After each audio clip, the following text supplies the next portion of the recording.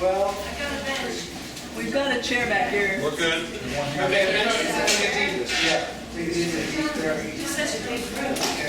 Yes, we expected about 11 of you. So you are taxing our ability to respond, but we are responding. That means more people with good ideas. Yes, indeed. So we're a community group, First Street Green. It was one people in the community got together because of this scrap farm next door. City Parks Department said that we love your ideas, but we have no money. So please, if you can get the community together on this and raise some money, we'll certainly spend the money for you. So they got together with the Guggenheim Museum and BMW, and they came up with a notion to do urban research lab next door, which they did last summer. And they did about $250,000 worth of work on the substrate and taking care of the paving and putting the fences up and all of that business, and got rid of the rat habitat. So after that, the community was so jazzed by that sort of urban lab that was going on there, and we had done some cultural events here before that lab came, that the community wanted us to continue working in this kind of flex cultural way. So what we have been trying to do is, we did our first season of programming, we're doing different kinds of things. Obviously this space is more adaptable to certain events than others. We've had dance programs, we've had film stuff, not in the middle of the day, but in the evening. We've had some music events, different kinds of things. So what we would like to do is sort of give you the story of how we got here. Also have some experts from New York that we've been working with from different city agencies that have helped us so far. And then we want some ideas from you guys about how we might shape the future. Okay, so we're going to do a breakout session after a few speakers. But first we're going to hear from Jorge Prado, who is an architect and a co-founder of First Street Green, and he's going to present the story of how we got to this point. If anyone wants to come forward, if you're way back there. Benches here. Okay. I'm just going to move this. So just to give us a historical overview of why First Park exists to begin with, I thought it would be interesting for you guys to sort of have a general lay of the land, planning-wise, what New York City looked like in the area back in the day, and how it's evolved to the point where First Park even exists. It's a very peculiar story, of course, because if you look up here, you can barely see it, but this is the 1853 street map of First Street. You'll notice there's a full city block here, as most New York City blocks are, that comprises between First Street, Houston, 2nd Avenue, and 1st Avenue. It's the full city block with the cemetery, right?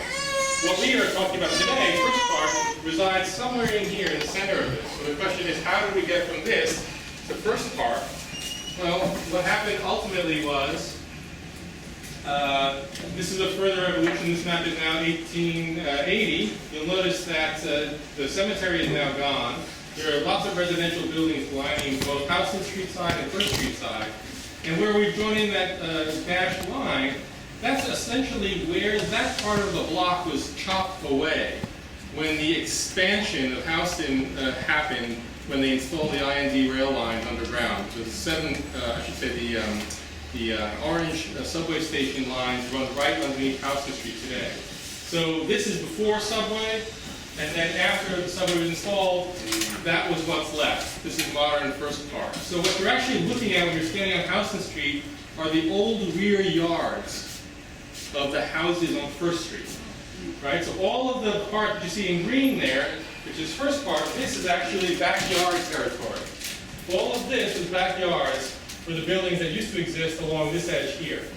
So when they did this, when they tore this down, there was a vacant lot where a building had collapsed somewhere in the 1930s. That vacant lot all of a sudden opened up this wedge, this avenue between the Houston Street city and the First Street city. And for us, that was a great an interesting moment, because at the end of the day, what happens then is two aspects of New York City collide. Right? You have the local, real local community on First Street, which is still very local, and it's very much about families and kids and growing up. And then you have the expanded Houston Street side, kind of like the Baron Haussmann version of New York City, which is this larger metropolis that's emerging from 19th century New York. And all of a sudden, those two things collide in this wall, this opening in the wall between the two. So we looked at that condition, and we started exploring what the potential was for that park. Right, as a group, we got together, obviously, to refurbish the park, to bring it up to a place where we could actually use it as a cultural institution and use it as a resource to the community. But underlying all of that was our thinking about this notion of micro-local versus macro-local. We always hear the terms local and global. It's meaningless at this scale. What's really important at this scale is local versus local. It's the micro-local of the first park, I should say the first street community, and the macro-local of the Houston Street greater metropolis of New York City beyond, right? So that's the dynamic that we've been dealing with. We came up with a series of sort of conditions, we call them graffiti. So for instance, the first condition, which is very readable for you, is kind of isolation. It's this first block up here. It basically means the two communities do not interact, right? The word on the ground is mine is the orange and yours is the gray, which is Houston Street. So the question is, how do you get from this condition to this condition, right? Where there's a full mingling of the two worlds, right? And so we started playing with the idea that there's this interleaving possible where we can create something in the park where people walking past will actually see something and then they'll walk through. And just the act of walking through from Houston to First Street or First Street to Houston already starts the dynamic of getting people activated and engaged. The next part is to get those people to stop and actually communicate, to have meetings, to have some sort of interaction. So communication is the next meeting, and then eventually it's meshing of minds, right? You're actually having a conversation. You're talking with someone, they're talking to you, they have ideas about your community, you have ideas about the city, and you're sharing them in the enclave that is this park. And hopefully that'll lead to, let's make something together that's going to be broad and it's going to move forward. So basically, circa 1930, installation of the IND subway line causes the widening of Houston, which leads to the making of First Park. 5,000 residents were evicted for the Houston and Essex Street projects. 5,000 workers were displaced, and almost 1,800 apartments were demolished. So the act of creating First Park was a destructive act as far as the First Street community is concerned, because basically that whole world that existed before is gone. And you can see here the process of demolition. These images provided by Robert Graff, the president of the First Street Block Association, who's been the local historian for a long time, but he's still around. This is the Landmark Theater, which is right across the street. This is the excavation for the IND subway line. This is the remainder, which is now the playground at the tip of First Park to the east here. You can walk by it later. This was the old elevated subway line, which came out at First Avenue, which was then removed at that point. And then eventually this area here became an enclave for playing pools. Right? You had immigrants in the neighborhood, they brought their game, and they played pools, and that's what they did. That was a very strong meeting place. So you can see then, of course, here it's 1980, 1995, 1997. The pools are no longer, the pool courts are no longer in use. They're kind of derelict. So the First Street Block Association, in conjunction with the Lower East Side Girls Club and others, perhaps, got together and they actually renovated that entire area into the playground that you see today. So the playground then becomes the first intervention. We got about $1 million from the Parks Department. The Parks Department, right? Right. Commissioner So Stern. they did a great deal of work there. And in the process of doing that, of course, they never really considered the lot. The lot was not considered part of that development. It's chain linked off between the playground area and the T shape that runs along Houston of our park. Although technically it is part of the footprint of First Park. First Park is the entire thing, but it was never used. It was never adopted. It was abandoned. And in fact, it was adopted by a local businessman who sort of made use of it to show his architectural artifacts. Remember all the artifacts, the columns and so on, along Houston Street. But the lot next door was never developed. That remained fallow. Parks had no idea what to do with it. Right? So basically, this is kind of the dynamic that shows what happened. You have the historical context, which is the infill buildings. That building, its demolition. Then you have the rat infestation. And then, of course, we were hoping at the time of this diagram that we would actually get to the point of cleaning out all of the rubble that was pushed into the cellar of the existing thing to create the art park.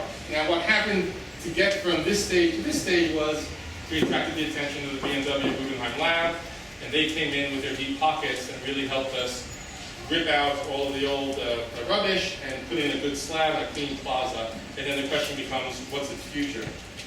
So these are images of what the park used to look like.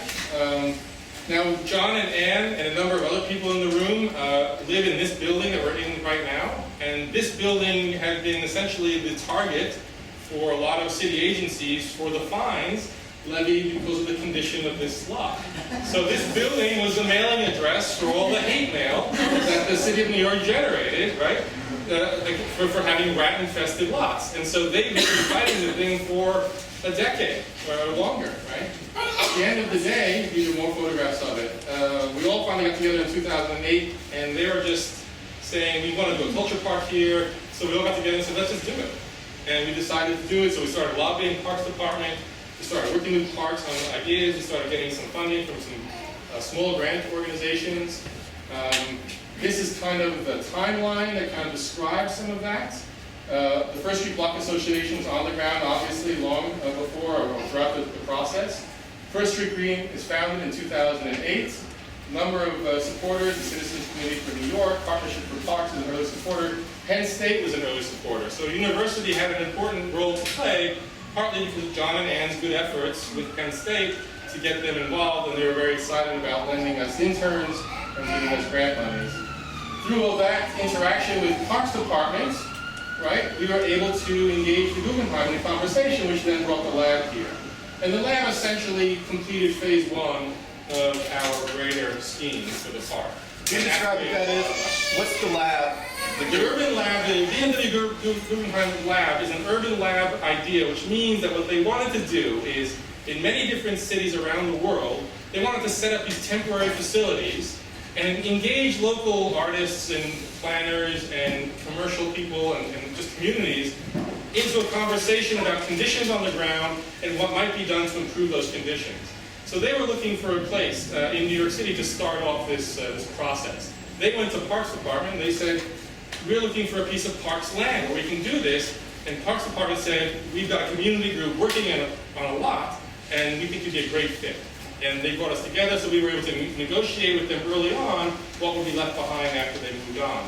The Guggenheim Lab is now moved, and they're in Berlin. They're just finishing up their move, their stint in Berlin, and the next stop is Mumbai. And then after Mumbai, I believe they're off to Tokyo. And then the long-term plans are beyond that. We don't know. And the idea, of course, is that they're trying to do the same kind of work that you're trying to do. They're trying to study conditions on the ground, they're trying to understand conditions, they're trying to propose things by bringing in any number of people they can bring in and throwing brains and people at it. Okay. What we had to do is we sort of negotiated with them a number of workshops with the BMW Guggenheim Lab, the What Next workshops. So one of the items you'll see out in the park is we sort of designed this imaging wall, which was a way for the community to come in and give us feedback on what they thought the park should be. It was a way of trying to bridge the gap between Houston Street and First Street by letting everybody come in. So we provided people with these blank tiles on which they were writing ideas and drawing ideas, and then assembling them into this large wall, a big portion of which is assembled outside. We had, I think, over 400 visitors and 400 tiles the first day it was done, and by the last day we actually completed this, we had more than 1,800 people come and give us their ideas. So the tiles then were assembled into this imaging wall, right, which became a very important item for us. We were able to take each individual tile and catalog information on it, the ideas presented there, catalog the drawings on it, create a database, and we were able to data mine that information to sort of come up with a general consensus of what's happening on the ground, what kind of ideas do people want to see, and so on. We had a lot of calls for rhinoceros zoos. We couldn't do everything. We did the best we can, right? A lot of kids want petting zoos and so on, it's not going to happen. But the second biggest and most important thing beyond the rhino zoo was art and community, right? And so ultimately speaking, that's our goal. And so we have used this mandate, and with Parks' blessing, and especially the blessing of the Arts and Antiquities Department, the Parks Department, which we'll hear from Jennifer later, we've had a lot of impulse to do that. Along the way, we have submitted different ideas to different competitions. So for instance, we had designed the soft park idea as a sort of a far-reaching thinking idea once we had funding on how the park might be deployed. And this was submitted and to a competition, a leverage competition in Philadelphia. And so we were able to take our case to Philadelphia and interact with some people there and so on. There's some ideas about creating mobile furniture. You'll see that the foam furniture we've created is kind of the offshoot of this, something that's completely collapsible, something that's adaptable, easily storable, what? And lights, because we're doing all the lugging ourselves, as you can see. I'm soaked. And then, obviously, we'd like to get to a point where the furnishings we have can be configurable in many different ways in the park so that we can make the best use of it. Our long-term plan, of course, the future plan would be to actually build some sort of structure there that would actually help us do something similar to what the Urban Lab did, in the sense that the structure would contain the storage facilities for the items that we would then use in whatever workshops and events we were displaying. If you don't know what the BMW Urban Lab structure looks like, basically it's one of these large sort of stage set, sort of backstage kind of thing. There's a big superstructure with chains, and they just basically lifted everything up into the ceiling of it, and then as they needed things, they would drop furnishings and technology down and so on. This is an idea for a shed that we're working on now. We need storage, so we're thinking small at the moment, a shed. So we have these kooky sheds we're designing to go along the Houston Street side. And so basically our goal is still now the same, right? We want to take this park and make it better. We wanted to make it better before, we got it to this level, we wanted to keep making it better. So this season was our first season of programming. We've had well over 24 events. Many events are just with partners, with people who they come in and they throw events. Other events are things that we are intimately engaged in and that we actually participate in at a much more basic level. And then there are mixed events. So you'll see there's a large bunch of photographs here and outside as well. We've had dance troupes come through and performance troupes. We've had art installed. The current sculpture was installed by Scott Backman and Ann and John. This is a Robert Sestock sculpture, and they worked with Parks Department. And this is Jonathan Kuhn, the Director of Arts and Antiquities, who was here to help us kick it off. It was in the rain, so you're lucky it wasn't raining today, but it was in the rain. So you can see lots of different events. We were part of Make Music Day in New York City. We had another separate commissioned dance work, which was performed here as well. We just had a Guatemalan troupe that came through the other day that toured the Northeast and stopped here. So now we're in the process of reaching out to our local community groups and arts organizations and making partnerships and friends and looking for opportunities to raise funds, and that's kind of where we are. Who came to the event? Right? Any questions?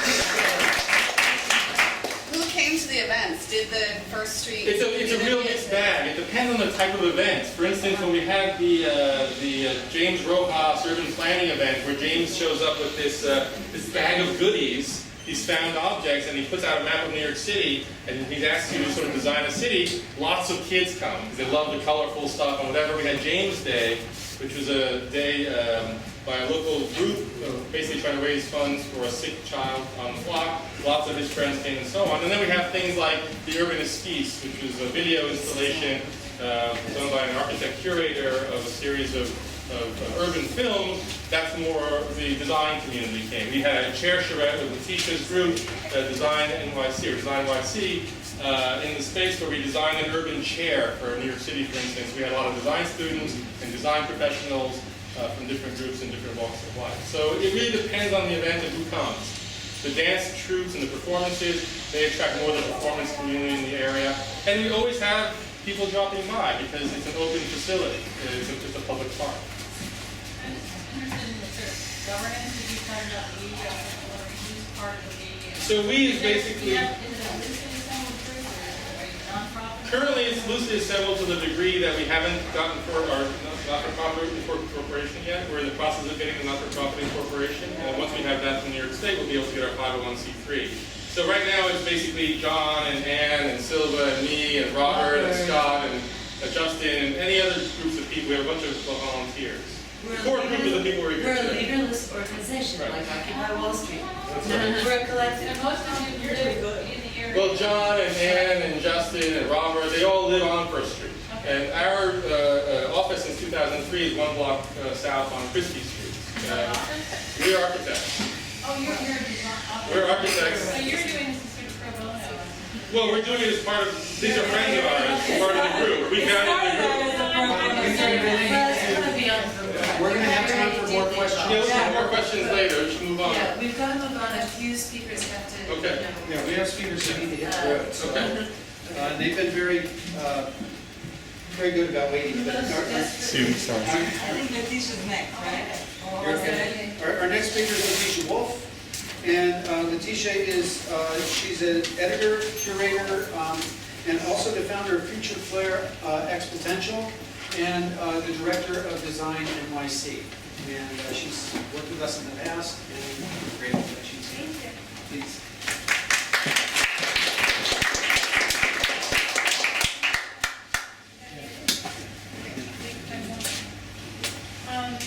Well, hi everyone. I hope I can project my voice as loudly as possible. So yes, I'm the director of this organization, and I'm just going to talk about this today, although I can talk to you about all kinds of other things that I've had the luck to be involved in around communities and designers and leveraging both energy to create a better sense of place. Design NYC is a nonprofit based in New York, whose mission is to improve the lives of New Yorkers through the power of design. So it sounds like a big, grand, ambitious plan, but we have a little method that we've been practicing for the past 3 years, and it consists of connecting nonprofits with designers and architects. So our role is, what I've been doing for 15 years in New York, is to be mediators, connectors, advocates, enablers, and we're basically matching two worlds that rarely talk to each other. They don't necessarily know how to work together. And our role is to not only curate and select the projects based on a number of criteria that are, obviously have to do with like the viability of the projects proposed by the nonprofits, but also their sort of communication savviness and their impact in the community that they're going to serve. And then we match them with a designer or an architect. We sort of span all kinds of design disciplines, from architecture to urban planning to landscape architecture, web design, communication design, and we marry them. And I use the word marriage because that's the way they describe their collaborations. And we haven't had any divorce. The only problem that occurs sometimes is when a nonprofit can't really push the project as far as they would like, or they're running out of steam or fundraising. Often the design comes also as a tool to fundraise. So we have like different phases in which the designers get involved. But we like to think of ourselves as a do tank.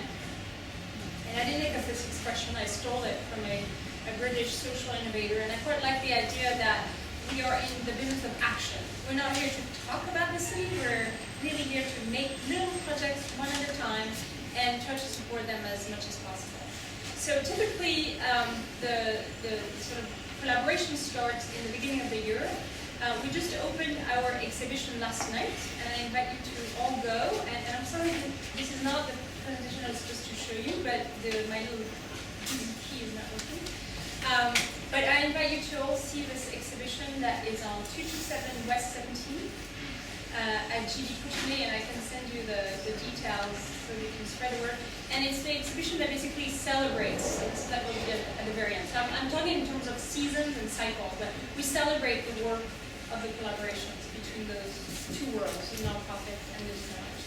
And then in November 1st is our deadline to submit projects. So I'm encouraging all of you are heads of nonprofits, or if you know of any nonprofits, you actually should apply to get a grant. It's a form of a grant in a way. It's like a service grant. The designers are offering their services pro bono. We have to remind them and everyone else that pro bono means for the public good. It doesn't mean gratis. But I haven't found a way to become a foundation myself. And I just joined this organization a year ago, and we're striving to be alive ourselves. So, we're trying to support the projects as much as we can, but the nonprofit that applies to Design YC is responsible for finding the funding for their own project. So we select the nonprofit projects. We try to have a representation of the 5 boroughs. We try to have a representation of different kinds of issues and areas of focus that nonprofits are involved in to make a better city in New York, a better life in New York. And that can be like environmental causes, it could be like small parks and, rundown neighborhoods, it could be financial rights for immigrants, it could be, this year we have weird topics, traffic human beings, public transportation, bus riders, prisoner re-entry into society and how to help them get a job and things like that. And it's amazing.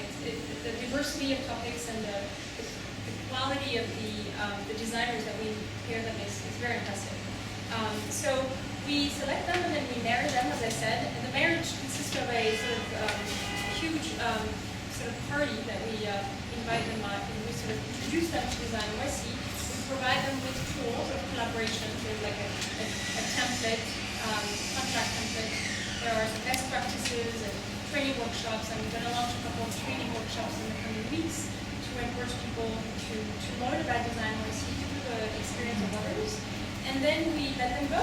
And then they have an advisor that we provide also, who's sort of a third party, sort of a godfather, godmother. They're supposed to make sure that the collaboration starts on good ground and the contract is signed, which is always like, taking a while.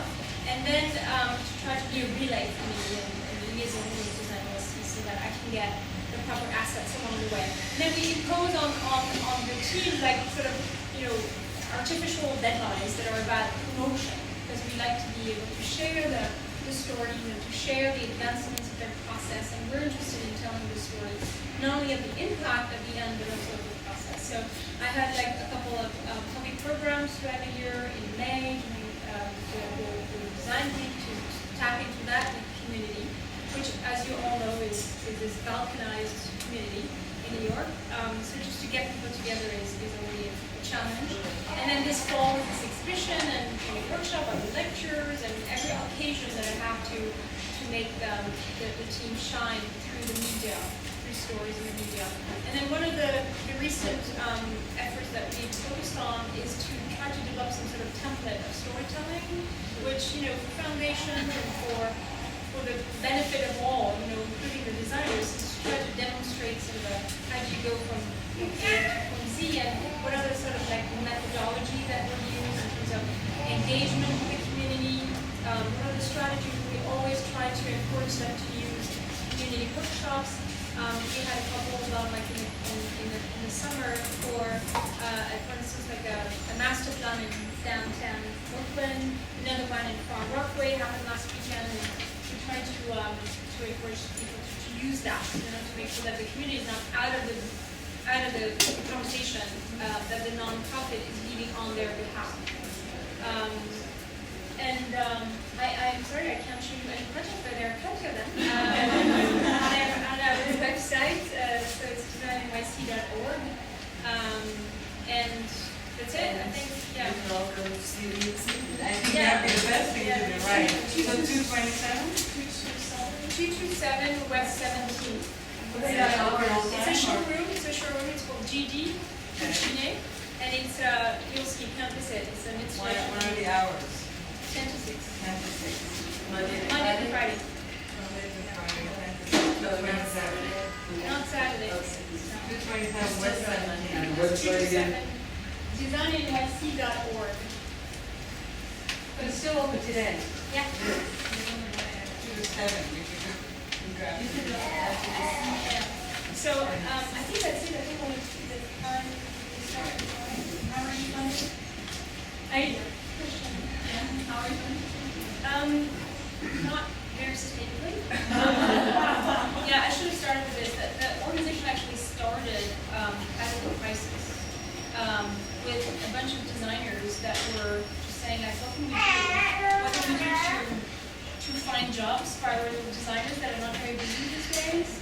And also, what can we do to give back to society while using our professional skills?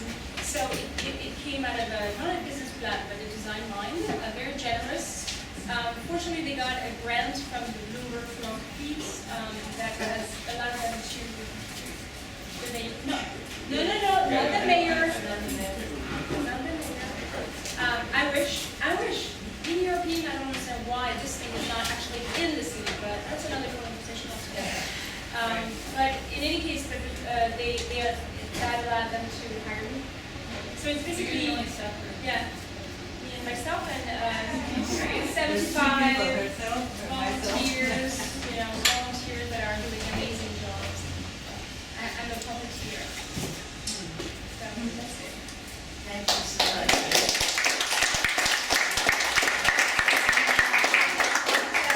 We actually, as Jorge mentioned, worked with the group of Design NYC and Extension to do the design charrettes here. Well, she's one of the groups we reached out to the program and event at the site. And so that's one example. Yeah, yeah. Thank you. I'm sorry for having me. Thank you. Good luck. About the rest of the day. And our next speaker is Lynn Pentecost, who's the Executive Director of the Lower East Side Girls Club of New York City, and we are very proud of these guys because they're a local group that's done really well. She's going to give you their story. Their headquarters is just across the street and down a little bit. They have done an amazing thing, and we are trying to learn from them as much as we can. As a matter of fact, your fannies are in some of their seats. They help us with everything that we do. So we really do appreciate it, and please. Okay, hi, I just want to say this is my husband's PowerPoint, so I don't actually know where it's going. Yeah, we had to run because we're building a dome of our own. We're building a huge science and technology and arts center for girls on Avenue D. It's a $20 million building. It's like, we're like at the last 1%, which is probably the most excruciating part of finishing a building. Because it's where every design design decision that was made, you now have to confront it and say, oh, it's going to cost me money, but I can't live with this. So that's where we are right now. And he had to run and meet, I think he's in here, but he met we're also building an audio design studio inside the facility, so he had to meet the guy who's been designing that. And I have to say that his name is John Storick, and he's been doing recording studios his entire life. His first studio was Electric Lady for Jimi Hendrix. And he just finished Jay-Z and Alicia Keys studios, and we talked him into doing ours. So that's the secret. If anybody asks what's the secret of our funding, it's like, sometimes if you just ask, people do the most amazing things. So anyway, I also want to say that this is a story that's very similar to the story of First Street Green, in which when I first moved to this neighborhood, it was on fire. I mean, literally, not just on fire. But literally burning to the ground in the late 1960s, and because, Newark was burning, Detroit was burning, everywhere was burning. There were riots in Harlem, there were riots on the Lower East Side. We used to go up to the rooftops of buildings and watch other buildings burn. But what that did was it opened up an incredible a sea of opportunity for the people who were here, and we're the only people who wanted to live here at that time. Because we ended up with vacant land, these little kind of gaps on every single block had not only burned out buildings, but the city took down a lot of them, and we ended up with housing organizations grabbing a piece of land and building nonprofit housing, gardening groups grabbing a piece of land, because the city didn't know what to do with the land. Nobody wanted it. And so I moved to this block in 1981 and basically bought an abandoned building from the city of New York for $250 now. I mean, because they were giving them away. And so this movement, and I think First Street Green is the example of, and the Lower East Side Girls Club, the last pieces of land that community really got a hold of. But we're part of a much bigger movement that was already well established here, which is why this neighborhood will always remain like, I like to say the Girls Club is, think if Jane Addams meets Jane Jacobs, that's what you get. You get things like First Street Green, and you get things like the Lower East Side Girls Club. So I'm going to run through this. I don't really know where it's going. These are the goals of the Lower East Side Girls Club. It's pretty broad, but also very specific. If a program doesn't meet those goals, we don't run it. Most of our girls are middle school, high school. We do have some younger girls. They're kind of a feeder program, and they add a durability factor, which is what we do. Now it's harder to raise money for teens. You can't show them when they're 8. But part of our building is an enormous rolling out programs, which we've been doing for a long time in STEM. So we are the only girls club in New York City, hard to believe. So how did we get there? We built it ourselves, not really. So it started with an empty lot on Avenue D. Like I said, we went to the Boys Club of New York, which is boys only, and said, could we do programs for Europe? I have 2 sons myself, but I got invited to a meeting with a bunch of women when I'm an anthropologist and I was teaching at NYU in urban studies. And I went to the meeting, and the meeting was really about how there were 3 boys-only boys clubs and what were we going to do with our daughters. And I was like, me? I have sons. But I kind of got engaged because it really was a kind of egregious issue of like social disparity. And so we went to the Boys Club, said, can we do programs in your facilities? And they threw us out the door. And we went back to a kitchen in the projects over at NYD, and we looked out the window and said, wow, look at what vacant land. We just, when you don't know what you're doing, it's like a blessing. Like we were so naive, we said, well, we'll just build a girls' club. And this is what we now have today. So we founded the Girls Club to build a building and to do better girl programming than we saw. And we partnered with we went to the city of New York to get the land. It took us a while. We finally bought the 6 city-owned lots that were combined for $2 million. But it was one of those kind of shell games where we got the mayor to give us $2 million so we can give it back to him. We had a lot of support from the political the city council and borough president.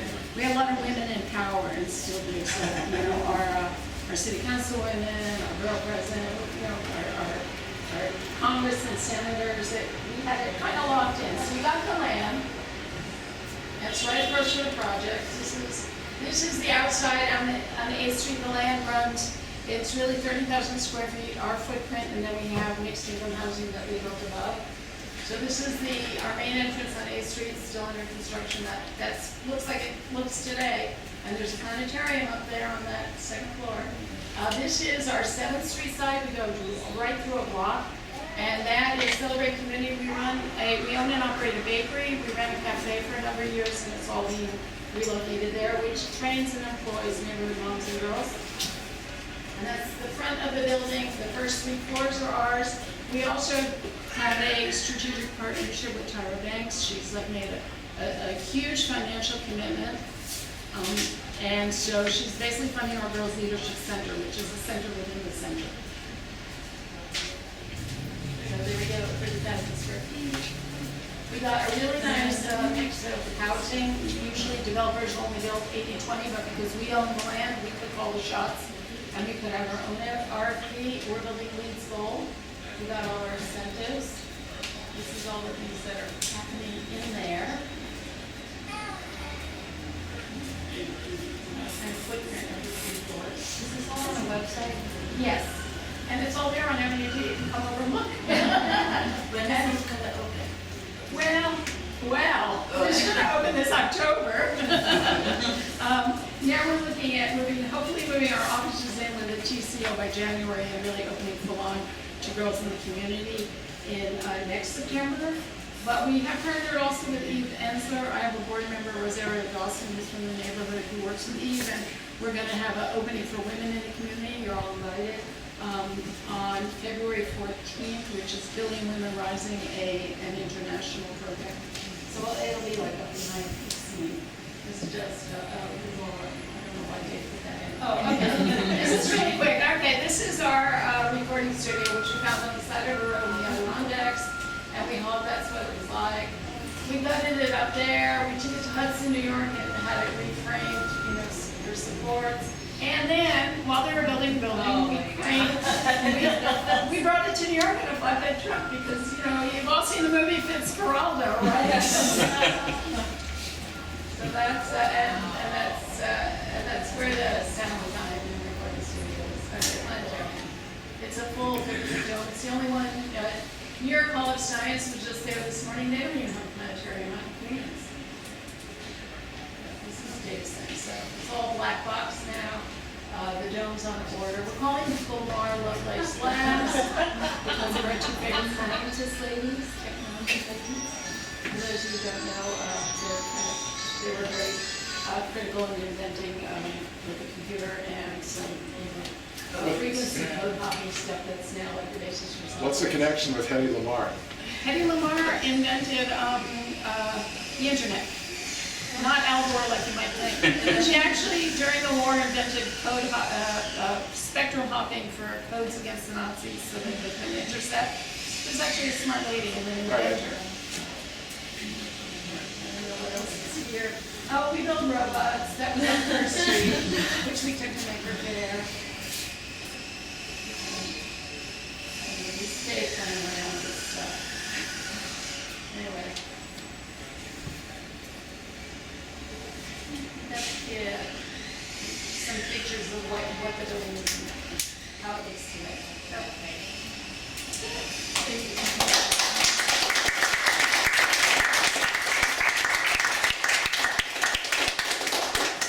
As you can see, the Girls Club has been quite an inspiration to us. We don't have, let us say, plans that grandiose yet, but we really are impressed by what they've been able to do. But our next speaker now will be Emily Weidenhoff, and she's the project manager of public spaces for the New York City Department of Transportation, and she's an urban designer and an architect, and she will tell us a bit about what her program does, because one thing we have to do is fit into an archipelago of existing public spaces. They're doing a variety of things culturally and for the community, and we have to figure out how we fit into that tapestry. So people like Emily help us do that. Yeah, thanks. So, I mean, first off, before Bloomberg, there probably wouldn't have been space for me, architect and urban designer in a city agency. So I think that's really telling about the kind of opportunities that this particular administration has created. How many of you are aware of the Plaza program in New York City? So like Times Square, not many? Okay. So this is actually, it formally launched in 2008, and it was actually came out of Mayor Bloomberg's initiative called Plan NYC, which is a long-term growth plan for the city. 100 million new people are projected to come here. How can we grow as a city, but also grow sustainably and be livable? And one of the points in that initiative is to ensure that every single New Yorker lives within a 10-minute walk of a quality open space. And so that was very much, this program was very much a response to that challenge. And currently we have 50 plazas all throughout the city, kind of in some stage of planning, building. And so there are two main ways that plazas get built. One is kind of a very top-down approach. This is a project that is just about to go out to bid and will be in construction in the next year, hopefully. And some of you may recognize it. It's at Astor Place, like the Alamo sculpture there. And this was a project that the department, DEP, was basically building the third water tunnel for New York City. And we own the streets that this infrastructure is under, so DEP had to tear up all the streets, and they basically said, should we put it back the same way, or should we really rethink, what's happening here? So that's kind of one initiative, and we had the chance to really sculpt public spaces that are really going to link communities. And another way are like larger transportation initiatives. So this is Fordham Plaza. And we actually got a Tiger grant, $10 million from the federal government to work to basically redesign this plaza, which serves as a really important regional transportation connection. Metro North connects here. And Fordham Road has over 80,000 pedestrians walking on it a day, so it's kind of this massive piece. But the thing I really want to talk to you about today is kind of the other way that these plazas happen, which is very much kind of bottom-up initiative. And we had something using city funding, basically where we have not-for-profit groups apply to us to create a plaza in their neighborhood.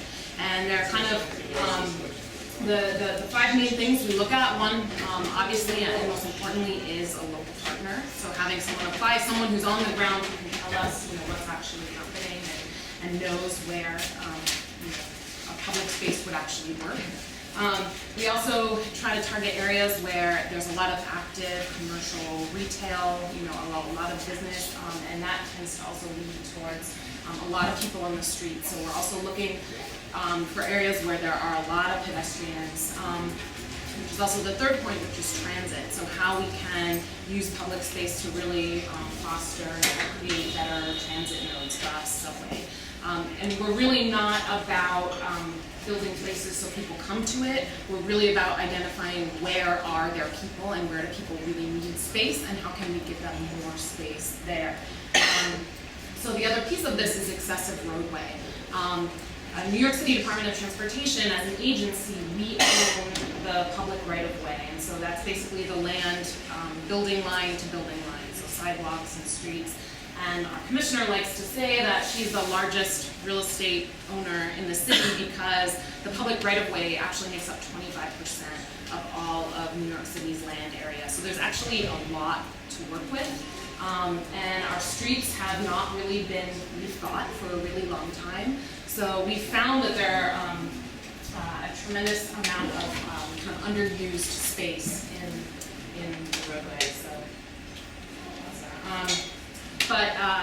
So these projects that come to us and are applied, that people apply for, they are capitally funded. So we will eventually rebuild them, just like we're going to be rebuilding Astor Place and all these places. But the thing is, it takes a really long time. And so what's really important to us and what's really key, both in our process, but also we feel very strongly to make a successful public space, is to get something out there quickly, to basically start the public space now, to test it, to pilot it, to watch it. And so our method for doing that is basically to create this really simple toolkit. So it kind of comprises of all these relatively simple elements. We put an epoxy gravel down on the street, so we don't actually have to rebuild anything. We don't actually have to change the drainage plan. Super simple. Movable tables and chairs, planters, all these things that we work with the community group to really to design a space that works, but it's quick, and also that it can be taken down. And so these are just a couple quick examples. Sometimes it involves closing a piece of the street there. This is Putnam Plaza in Brooklyn. Sometimes we don't even have to close the street. There are so many streets in New York City that just really have been designed to prioritize the vehicle to the point where there's too much space even for vehicles. This is a space in the Bronx, in Belmont, and it's like this isn't even being used for parking or anything. It's just sitting there. So there's a really great Italian restaurant right next to it, so we worked with the group to create a plaza. But part of getting these down quick and also getting them down in a kind of pilot test situation is because no matter how perfect the partner, no matter how kind of perfect the stars align for public space, we always get this. And so we're very much like on the ground, on the battle lines, dealing with people that are screaming about, whether it be lots of parking, whether it be, homeless people are going to sleep in the plaza and torment them. It's just been really fascinating, the tremendous amount of speculation that any little bit of change triggers. So it makes it, again, really important for us to get down this temporary piece.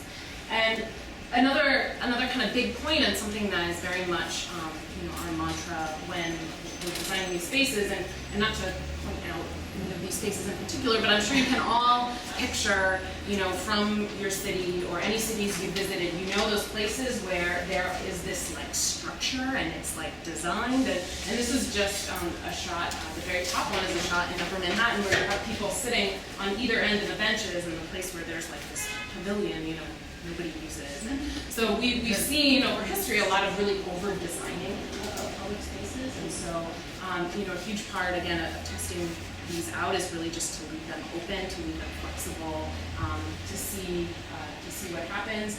But also, and again, the maintenance partner is key because we don't want to design something, we don't want to invest millions of capital dollars to design something that at the end of the day the partner can't maintain. And so basically these spaces are open and our partners help us program, a bunch of different events. So these are just a whole bunch of different examples.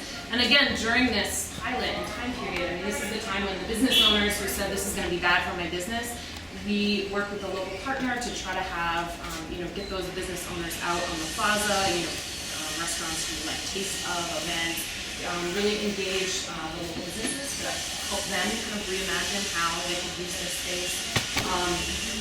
Anywhere from, kids playing to markets, there's a whole bunch of potential for public art, and we have a really great temporary art program that is kind of always doing things in a lot of these spaces.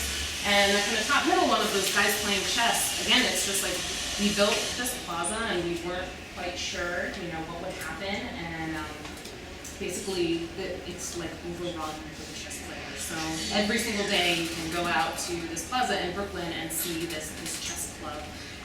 Mostly elderly folks playing chess every single day. It's really amazing, and so by giving these relatively empty open spaces, it makes it flexible for all these different kind of events to happen. And then the maintenance issues. So when we work with our community partner, they actually sign a legal agreement with the Department of Transportation, and they are responsible for everything from picking up trash, wiping down the tables, to watering plants, shoveling snow. They also have to indemnify the city, so it's their responsibility to take on insurance as well. So it's a big lift from them, but it also is very much, it gets them really invested. It helps the local partner really feel ownership. And they're the eyes and ears, they're the ones that have the crew out every day. They hear things, they really know what's going on and are just absolutely our biggest asset. So I'm just going to kind of touch on these points and finish up by kind of telling you the narrative of this story that we're very much in the process of. This is Corona Plaza in Queens. So this is kind of out by Flushing Meadows, which is where the US Open is held. And what's slightly off of the picture is an elevated railway. And so there's a subway stop there. There's a ton of people. And what you see, the mudanzas, the big box moving trucks. And so there were just all of these trucks that always parked in this 20-some spaces in this plaza. And so there was no place for people to go. They literally got off the train and you'd see people like sitting on the sidewalk, and then they kind of go away. The businesses didn't like the trucks because it really blocked the view of their businesses, so people didn't know they were there. So they came to us, they applied. We did a whole series of community workshops. It's always something we pay a lot of attention to. There's always, as much as this is very much kind of like a simple kit, and we really, you're almost on autopilot. There's always something in every project that really kind of throws you for a loop, and you always really learn a lot. So basically, they decided to give up those 20-some parking spaces. The community board voted in support, and so we went out there, and this is a picture of laying down the epoxy gravel surface. And so literally, they just squeeze some glue on the street and put down this gravel and compact it, and it's done in a couple hours. It costs about $4 to $5 a square foot. It just totally changes the character of the space. It also makes the space brighter and more reflective at night. So it really tends to be our most kind of powerful piece of the temporary design. And then this is a photo after, and the plaza isn't even done being constructed yet, but our partners already had to start putting out tables and chairs because there were so many people that were there and wanted to use the space. And what we found, like in this particular project, what really surprised us is the tremendous amount of kids that started using this plaza. And we found that what ended up happening, this is a strongly Latino community, and what ended up happening is all the parents would go shopping in the adjacent businesses and just let their kids play in the plaza. And they were there, they were close by, they were watching. But really something that is not too common in New York City, to see parents just let their kids kind of go off. So I think it's kind of a really amazing thing to picture and watch. So the ribbon cutting, we always have one of these, but it's also really important. The local councilwoman here was tremendously supportive, and it really does make all the difference because, sometimes the opposition is coming, from some crazy woman who lives down the street. Sometimes the opposition, is coming from more powerful people, and so really trying to get in at all levels and really, communicate the needs of the community as well as the goals of the project to kind of people at all different levels representing the community is hugely important. And a lot of times elected officials really like a pilot project because, they can say, oh, we can take it down. That's kind of the line that, if it doesn't work, we can take it away, and that's a huge kind of relief for them and their obligations. And then this is just a couple pictures from the opening day event, and this is again something as a city agency we could have never planned. We would have never known what to program here, all these different things, and so we're working with the Queens Economic Development Corporation, also the Queens Museum have taken a really active role in this space, and so they held this really fantastic opening day event and had all these very culturally relevant and active groups in the area come and host all of these events in the plaza. And most days it's just people like hanging out and sitting. And this is kind of where this story ends at this point. But we continue to monitor and watch these. We do a lot of time-lapse photography. We have Facebook sites now that we've started for each of our plazas, and people are connecting and coming up with all different ideas. And so basically from here, we'll start, once the capital project and the design team is on board, we'll basically kick off another set of workshops and kind of look at what's been happening and design a permanent plaza in this place that will actually get rid of the turnarounds and all of these things. But basically what we find is that all of this knowledge that's gained through doing these temporary projects makes all the difference when you're actually then going to build a space permanently. And that's it.